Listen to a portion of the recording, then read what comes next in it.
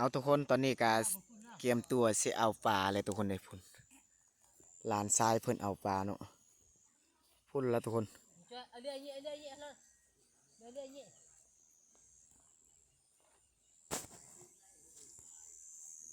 ออกของข่อยเนาะเพิ่นใส่ด้วยมือขุดด้วยมือทุกคนเลยระยะเพิ่นเฮ็ดนี่ก็3 ปีกว่า3 ปี7 เดือนทุกคนเนาะ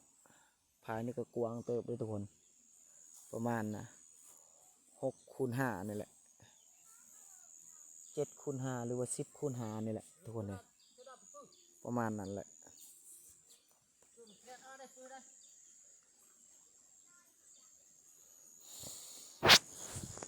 เอาสบายดีทักทายสบายดี FC ใหม่ FC เก่าทั้งภายในและต่างประเทศเนาะเพราะว่าบ่ดงบ่มีเวลาสิไปถ่ายทางอื่นทุกคนเลยมื้อนี้สิมาถ่ายน้องสายร้านทรายเพิ่นเอาปลาทุกคนเพราะว่าเอาปลาอยู่ในน้องพอได้เอาปลาอยู่ในน้องสระทุกคนมันก็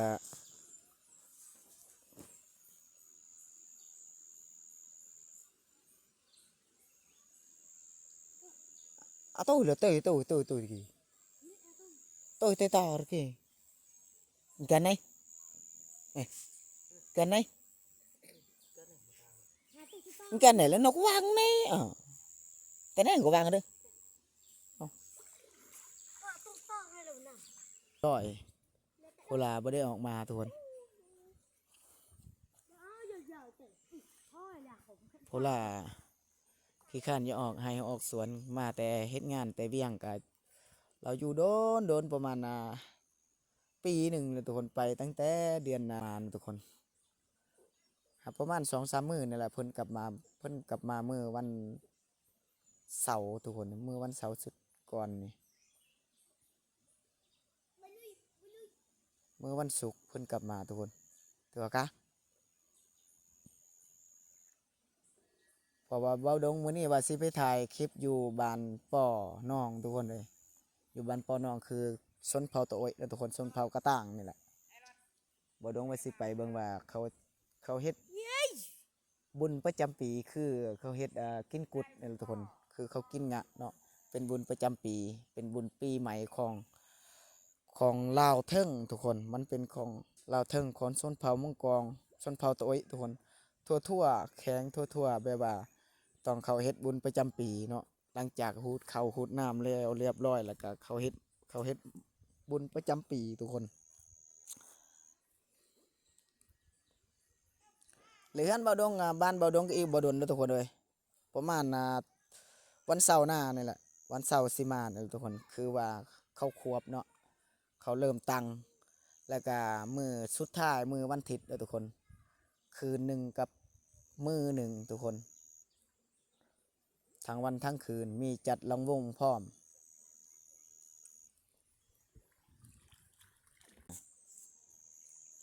โดนชื่อ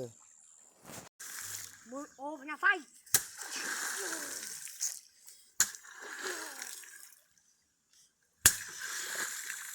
นี่ครับđây cái này chơi nhẹ tà này chỉ chơi tà cái này chơi cái này chơi bột mua nào mà runกันเลย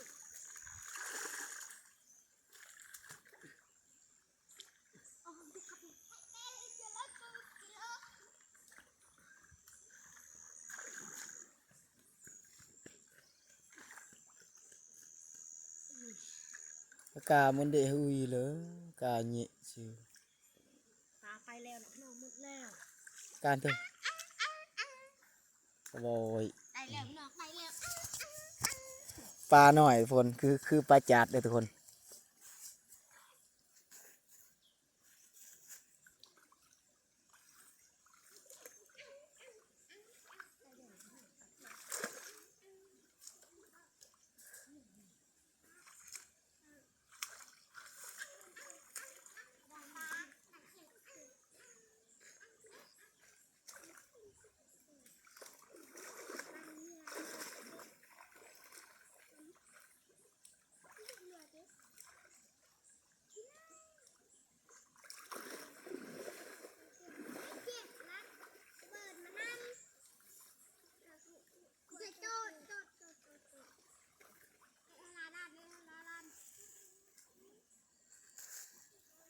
sang ando Elon sang ando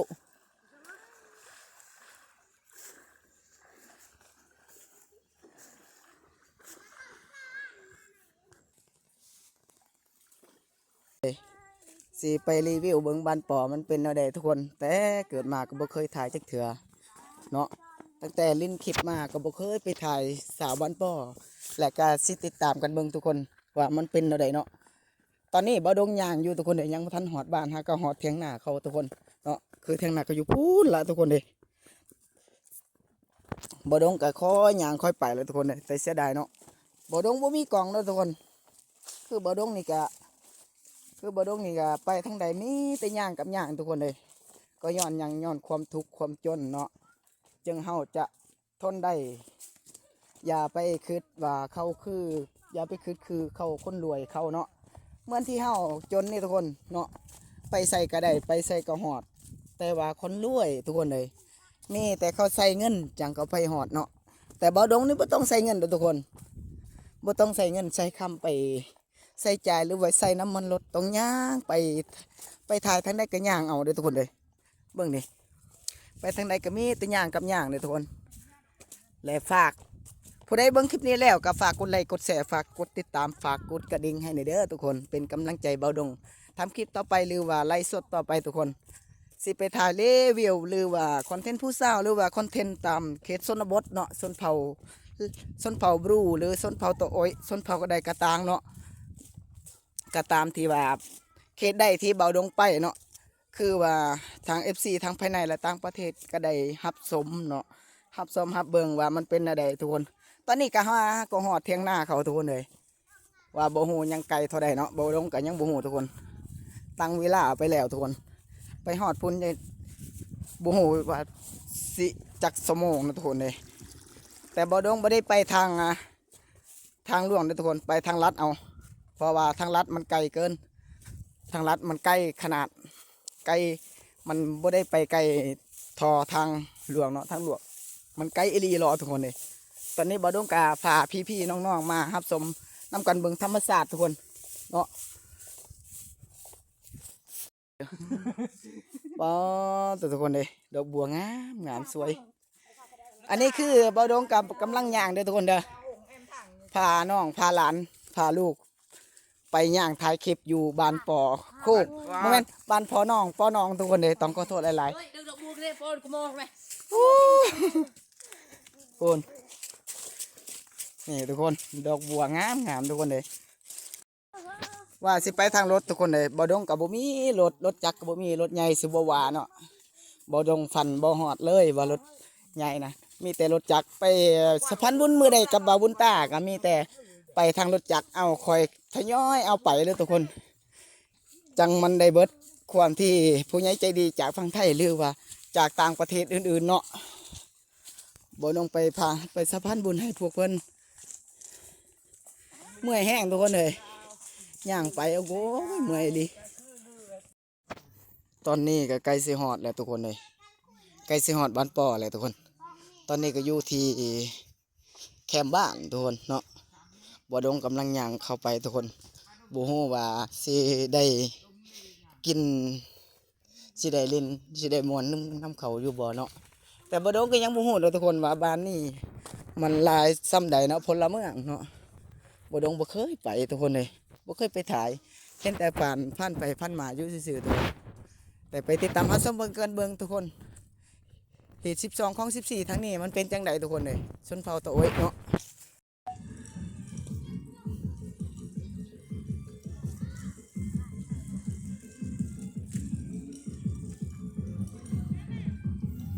คือชนบทชนเผ่าตัวแบบนี้นะทุกคนตอนที่เขาอาบน้ำตอนแรกเนาะเป็นหน้ากลางหมู่บ้านเลยทุกคนเลยคือน้ำลิ้นเลยทุกคนเนาะ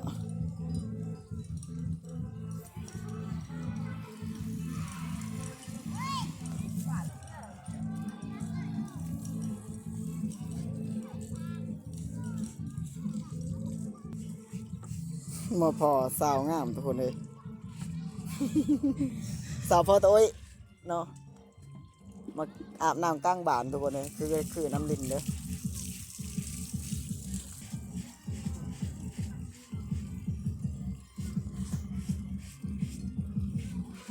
มาที่หมู่บ้านลึกลับขนาดเลยทุกคนคือส้นเผาตัวเนาะหมู่บ้านเป็นดังเดิมทุกคนเนาะ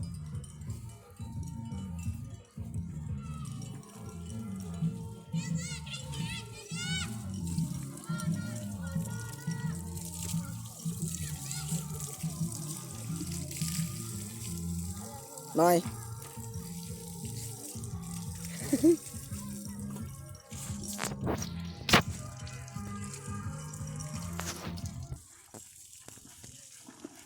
หมดหมู่บ้านน้ำใสแต่บาใบบาน้ำบ่อนเดียวทุกคนเลยคือน้ำไปน้ำมันเป็นดีเป็นน้ำลิ้นทุกคนเขาเจาะมาแต่ผูเนาะเขาเจาะมาแต่ผูพูนละทุกคนเลยพูนละเห็นบ่เขาเจาะมาแต่พูนเลยเขามาต่อท่อมาไว้อยู่ตรงนี้แล้วก็มีเขามาตั้งอ่างไว้บ่อนเดียวทุกคนเนาะมีผู้สาวผู้แซ่บมาหมอนแบบว่าเขามาอาบน้ำที่บ่อนเดียวคือเขตชนบทส้นเผาตะโอยทุกคน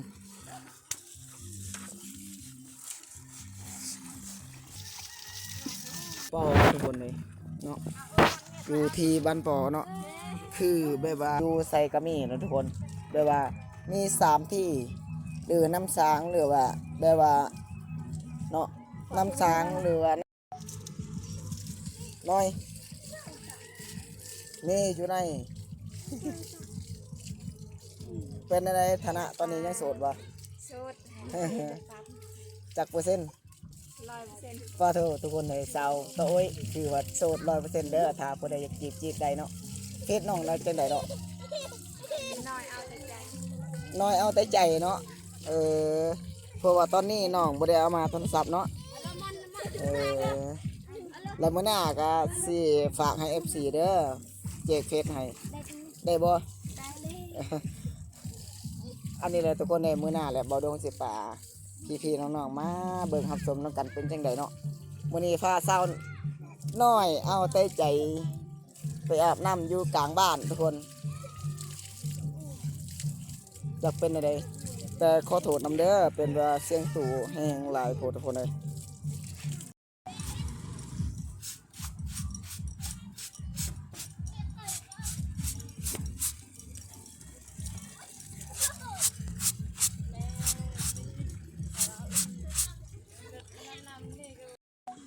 สาวน้อยเบิ่งอะไรก็งามเนาะสาวน้อย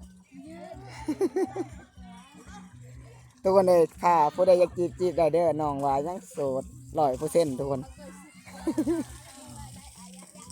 กันถ้าว่าจูดนะจีบได้กันถ้ามีไผแล้วบ่ดมก็ยอมเลยทุกคนเลยน้อยเป็นที่ได้อายก็กลับก่อนเด้อมื้อหน้าถ้าว่างๆมีเวลาอายสิมาถ่ายไหมพอกันไหมทุกคนตอนนี้แกบ่ดมขออำลาหมดมือทุกคนเลยสิมาไปกันก่อนเด้อทุกคนเลยตอนนี้ก็อยู่ที่หนองสระเนาะเป็นอ่างปลาทุกคนเนาะเป็นหลายปีแล้วทุกคนเลยเพราะว่าพ่อมาอยู่ในนี่เป็นสิบกว่าปีเลยทุกคนพ่อไม่ได้กลับบ้านเลย หลังจากนั้นก็บ่ดงก็ยังน้อยเลยทุกคนอยู่ป่าแห่งนี้เนาะคือฝั่งนั้นก็คือเถียงนาเด้อทุกคนแบบว่าทางหน้าเถียงหนองสระนี่แหละแบบว่าหน้าบ่ดงกับบ่ได้เฮ็ดเนาะเพราะว่าบ่ดงกับบ่มีทุนบ่มีรถบ่มีทุนสิบุกเบิกใหม่หน้าก็ตาเป็นหน้าเหือเด้อทุกคนหน้าเหือหน้าแต่ก่อนแต่กี้รุ่นปู่รุ่นย่าทุกคนเลยแต่บ่ดงก็จะลองสู่เบิ่งดูว่าสิได้หรือบ่หน้าเกิดสัตว์นี่ทุกคนและตอนนี้ตอนสวยๆเด้อพี่น้องเนาะทุกคนเนาะตอนตอนเช้าๆทุกคนเนี่ยตอนนี้ก็7 โมงกว่าๆแล้วทุกคนเลยเพราะว่าบ่ดงก็หักก็มาแต่บ้านทุกคนมาหอดเถียงนาทุกคนเลยหักก็มาแต่บ้านมาหอดเถียงนานี่ก็มีเพราะว่ามื้อนี้ก็ไปงัดมันต้นคือมันซ้ำฝรั่งนี่แหละทุกคนเพราะว่าบ่ดงถ่ายคลิปไปมาตั้ง2 มื้อ 3 มื้อแล้วแต่ยังบ่ทันเอาลงคลิปเนาะเพราะว่าสิตัดคลิปเครื่องตัดคลิปบ่ดงมันล็อกเลยแต่ว่ายังเราถ้าหมู่มาให้หมู่แก้ไขให้เนาะเพราะว่าบ่ดงกับบ่ฮู้หนังสือทุกคนเลยเนาะแต่พออ่านเป็นเขียนได้ทุกคนเอาบางส่วนเนี่ยนะพระใดแต่ไปเซมไอแต่เซมไอเขายา ไปวิลเจวิลเยืองเนาะกามุนี่ที่อเล็กกามุนี่กาฝากกดไลค์กดแชร์กดติดตามเป็นกำลังใจให้เบาดมกดกระดิ่งพร้อมทุกคนเลยเพราะว่าธรรมศาสตร์แห่งนี้มันเป็นตอนเศร้าๆทุกคนเลยนี่ตอนเศร้าๆแบบนี้แหละ คือธรรมศาสตร์มันสิม่วนหลายทุกคน เพราะว่าเฮาอยู่ดงอยู่ป่าอยู่ป่าอยู่ดอนทุกคน เพราะว่าสถานที่นี่มันเป็นสถานที่ที่ศักดิ์สิทธิ์ที่สุดเนาะในขอบเขตเมืองนอกแต่เพื่อนเบาดงเขาเฮ็ดได้เนาะทุกคนเนาะอยู่ได้ก็พอได้สำนี้ทุกคนบ่มีแบบว่ามันสิเป็นไปได้เนาะมันสิเป็นแบบว่าเป็นแบบนี้เป็นแบบนั้นหรือว่าเจ็บหรือว่าป่วยเนาะ